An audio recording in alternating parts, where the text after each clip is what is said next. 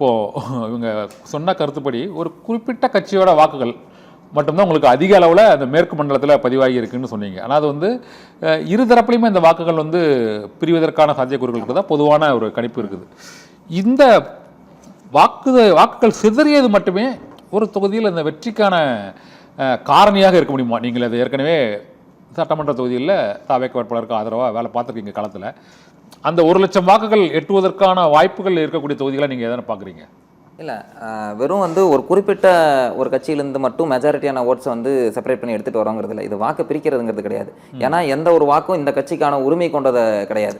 So மக்களோட வாக்குங்கிறது அனைவருக்கும் பொதுவானது. ஸோ அந்த வாக்கு பிரிக்கிறதுங்கிற ஒரு வாதமே நான் தவறாக தான் பார்க்குறேன். ஸோ ஒவ்வொரு கட்சியும் புதுசாக வரையில் மக்கள் எதிர்பார்ப்பாங்க. அந்த எதிர்பார்ப்பு ஒரு கணிசமான வாக்குகளை அவங்களுக்கு பெற்றுக் கொடுக்கும். எப்பவுமே நியூட்ரலான ஓட்டர்ஸ், அதான் ரெண்டு கட்சியுமே இல்லாத ஓட்டர்ஸ் தனியாக இருப்பாங்க.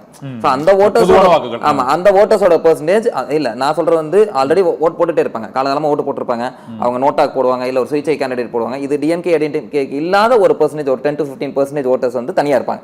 ஸோ அந்த ஓட்டர்ஸ் எல்லாம் ஓவராலாக கன்வெர்ட் ஆகி இன்னைக்கு என்டிகேல அந்த பக்கம் இருந்த ஓட்டர்ஸும் இந்த பக்கம் வந்துருக்கு. இது போக ரெண்டு கட்சிகள்கிட்ட இருந்தும் காலகாலமாக ரெண்டு கட்சிகளுக்கு போட்ட ஓட்டர்ஸ். இது எப்படி செப்பரேட் ஆகுதுன்னா, ஏன் வந்து எங்கள் மேற்கு மண்டலத்தை நான் ஒரு எடுத்துக்காட்டாக காட்டுனா, மேற்கு மண்டலத்தை பொறுத்த வரைக்கும் எப்பவுமே ஏடிஎம்கே தான் பெரிய அளவில் வெற்றி வாகை சூடக்கூடிய இடம்.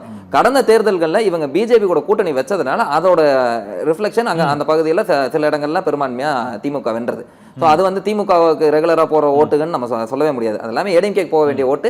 ஸோ பிஜேபி வரக்கூடாது அப்படிங்கிற ஒரு காரணத்தினால தான் போன தடவை வந்து திமுக பக்கம் போன ஓட்டு. சரிங்களா? இந்த எஸ்ஐஆர் ஒரு விஷயம் சொல்கிறாங்க. எஸ்ஐஆர் பொறுத்த வரைக்கும் எஸ்ஐஆருக்கு அப்புறம் வந்து பெர்சன்டேஜ், எஸ்ஐஆர்னால தான் பெர்சன்டேஜ் இன்க்ரீஸ் ஆச்சு. இதெல்லாம் வந்து நம்மளாம் அப்படி ஒரு டேட்டா போட்டுக்கலாம். ஸோ என்ன காரணம்னா, எஸ்ஐஆரில் வந்து இவங்க கள்ள ஓட்டு போடுறது வந்து தடுக்கப்பட்டிருக்கு. அதை வந்து ஏற்று தான் ஆகணும். கிட்டத்தட்ட நம்ம இறந்தவர்கள் டபுள் ஓட்டு நம்ம ஸ்ட்ராட்டஜி வைஸ் பார்க்கறத தாண்டி கள நிலவரம்னு ஒன்று இருக்கு. நம்ம ஃபீல்டு என்ன நடக்கும்னு நமக்கு தெரியும். 60% ஓட்ஸ் போலாயிருக்கு அப்படின்னா ஒரு 15% வந்து கால் போட்டுருவாங்க. இந்த இடம் வந்து அதுக்கு வாய்ப்பு இல்லாமல் போச்சு. ஏன்னா மக்களே 80%, 82% தாண்டி போயிட்டாங்க. கரூரில் 93% போயிடுச்சு. ஸோ அப்படி இருக்கிறப்ப இவங்க போய் கள்ள ஓட்டு போடுறதுக்கு வாய்ப்பு இல்லை. கள்ள ஓட்டு போடுறதுக்கான ஆட்களும் அங்கே இல்லை. ஏன்னா அந்த ஓட்டர்ஸ் எல்லாம் ரிமூவ் பண்ணியாச்சு. நிறைய பேருக்கு ஆல்ரெடி ஓட்டர் இருக்கவங்களுக்கு ஓட்டு இல்லாமல் போச்சு, அது வேற கதை. அதோட பெர்சன்டேஜ் ரொம்ப கம்மி தான். ஸோ இதெல்லாமே வந்து இந்த புது ஓட்டர்ஸ் வந்தீங்க, இவ்வளோ இத்தனை பெர்சன்டேஜ் ஓட்டு போட வந்தீங்க, இவங்க எல்லாரும் எதுக்காக வந்தாங்க? இவங்க எல்லாம் இத்தனை வருஷமா வந்து ஓட்டு போடாமல் இருந்த ஆட்கள் தான். நீங்க புது ஓட்டர்ஸ் மட்டும் வந்து பெர்சன்டேஜ் இன்க்ரீஸ் பண்ணுச்சுன்னா கிடையாது. ஆல்ரெடி ஓட்டு போடாமல் இருந்தவங்களும் ஓட்டு போட்டிருக்காங்க. அதுதான் இந்த பெர்சன்டேஜ் இன்க்ரீஸ் காரணம். இவங்க எல்லாம் வந்து இத்தனை வருஷமா ஓட்டு போடாமல் இருந்துட்டு இன்னைக்கு மட்டும் வந்து புதுசாக வந்து அதிமுக ஓட்டு போட போறாங்க. ஃபிளைட்ல 1.5 லட்ச ரூபா டிக்கெட் போட்டு வந்து இங்க வந்து இவங்க கொடுக்குற 2000 3000 காசு வாங்கிட்டு காசு ஓட்டு போடுறதுக்கு வர போறாங்க. கிடையாது. நான் தமிழருக்கு போட மாட்டாங்களா? அது கன்வெர்ட் ஆயிடுச்சு. நீங்க நான் தமிழருக்கு போட மாட்டாங்கன்னா இது வந்து லாஸ்ட் எலெக்ஷன்ல நடக்கலையே. 2021 இதே மாதிரி மக்கள் வெள்ளமா வந்து ஓட்டு போட வரல இல்ல. அப்ப அவங்க நாம் தமிழர் லாஸ்ட் எலெக்ஷன்ல வந்திருக்காங்க இல்லையா? நாம் தமிழர் ஒன்றும் புது கட்சி கிடையாது. இன்னைக்கு நாம் தமிழர் 2026 தான் புதுசா வந்திருக்கு அப்படின்னா நீங்க இந்த ஸ்டேட்மெண்ட் கம்பேர் பண்ணலாம். ஸோ நாம் தமிழருக்கும் ஒரு இதுக்கு வரும். கடந்த தேர்தலில் நாம் தமிழர் போட்டிட்டு இருக்காங்க. அப்ப யாரும் இப்படி வரலையே. இவ்வளவு பிரச்சனை, இத்தனை வெகுஜன மக்கள் வந்து எழுச்சியா வந்து ஓட்டு போட வரல.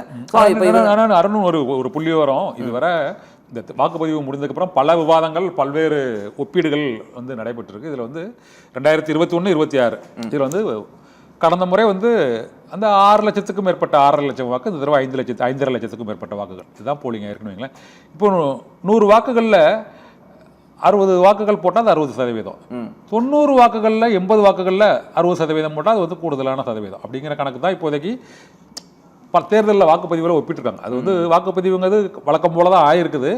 ஆனால் நீங்கள் சொன்னது போல இந்த சதவீதம் அதிகரித்தது, ஆனால் எண்ணிக்கை வந்து பெரிய அளவில் அதிகரிக்கல. அதுதான் இது வந்து நமக்கு மறைமுகமான ஒரு விஷயம். உங்களுக்கு எண்ணிக்கை அதிகரிக்கலையும் நம்ம சொல்ல முடியாது. எண்ணிக்கை எப்படி அதிகரிச்சிருக்கு அப்படின்னா, போன டைம் ஒரு நீங்க சொன்ன மாதிரி ஒரு 100 ஓட்டுல 40-50 பேர் ஓட்டு போட்டிருப்பாங்க. ஒரு 20 ஓட்டு கள்ள ஓட்டா இருக்கும். மொத்தம் 70. ஆனா இந்த தடவை 85 வந்து ஆர்கானிக் ஓட்டுகள் அப்படிங்கிறீங்க. சோ அப்ப வந்து ஆர்கானிக்காவே பெர்சன்டேஜ் இன்க்ரீஸ் ஆயிருக்கு. நான் உங்ககிட்ட கேட்கறதுல எனக்கு இன்னொரு முக்கியமான சந்தேகம் தமிழக வெற்றி கழகத்தின் சார்பாக நீங்க பேசுறதுனால கேட்கிறேன். இப்போதைக்கு சமூக வலைதளங்களில் அமைச்சரவை பட்டியல், பதவியேற்பு நிகழ்ச்சி வளாகம் மற்ற உள்ளிட்ட பல தொகுதிகள் நாங்கள் வெற்றி பெற்றதுக்கு நன்றி என்றெல்லாம் வாக்காளர்கள். இது வந்து இந்த அளவுக்கு ஒரு அதீத நம்பிக்கை திமுக, அதிமுக, பாஜக கூட்டணி, இவங்களோட ஒரு 25 கட்சி கூட்டணி, இதெல்லாம் மீறி நீங்கள் அதிக வாக்கு வாங்குறீங்கன்னு எப்படி ஃபீல் பண்ணுறீங்க? இதெல்லாம் மீறி தான் கூட்டம் வருமா அப்படின்னு சொல்லி பேசினாங்க. இதெல்லாம் மீறி தான் உங்களால வந்து மாவட்ட செயலாளர்கள் போட முடியுமான்னு கேட்டாங்க. ஒரு அனுமானத்துல உங்களுக்கு அனுமானம் கிடையாதுங்க. இதெல்லாம் மீறி ஒவ்வொன்றையும் கிராஸ் பண்ணி ஒவ்வொன்றையும் தாவேகா சாதிச்சுட்டே வருது. இவங்க சொல்ற ஒவ்வொரு குற்றச்சாட்டும் இது எல்லாமே வெறும் வந்து கற்பனை குற்றச்சாட்டு தான் அப்படின்னு சொல்லி இதை முறியடிச்சிட்டே வராங்க. இப்போ இன்னைக்கு நீங்க சொல்றீங்களே அந்த மாதிரி அமைச்சரவை பட்டியல் இதெல்லாம் வெளியிட்டு இருக்காங்க இல்லையா, இது எங்கிருந்து வருது, அவங்களுக்கு எங்கிருந்து அந்த நம்பிக்கை வருது தாவேகா பசங்களுக்கு அப்படின்னா, ஸோ இந்த எலெக்ஷன்ல வேலை பார்த்து அந்த கள நிலவரம், இவங்க மக்களுக்கு கொடுத்த ஒவ்வொரு கேண்டிடேட்ஸும் ஓவராலாக தமிழ்நாடு அளவில் கொடுத்த வாக்குறுதிகளை தாண்டி அந்தந்த தொகுதிகளுக்கு என் தொகுதி என் உரிமைங்கிற அடிப்படையில் நிறைய வாக்குறுதிகள் கொடுத்துருக்காங்க. உதாரணத்துக்கு கிருஷ்ணகிரியில் பார்த்தீங்கன்னா தண்ணி பிரச்சனை இருக்குது. தோத்தாலும் ஜெயிச்சாலும் என் காசு இந்த ஊருக்கு 40 போர் போட்டு தரேன், இங்கே இருக்க தண்ணி பிரச்சனையை தீர்த்து கொடுக்குறேன் அந்த கேண்டிடேட் கொடுத்துருக்காங்க. ஸோ இந்த மாதிரியான வாக்குறுதிகள் மக்கள்கிட்ட பெருமளவும் செல்வாக்க ஏற்படுத்தி கொடுக்குது.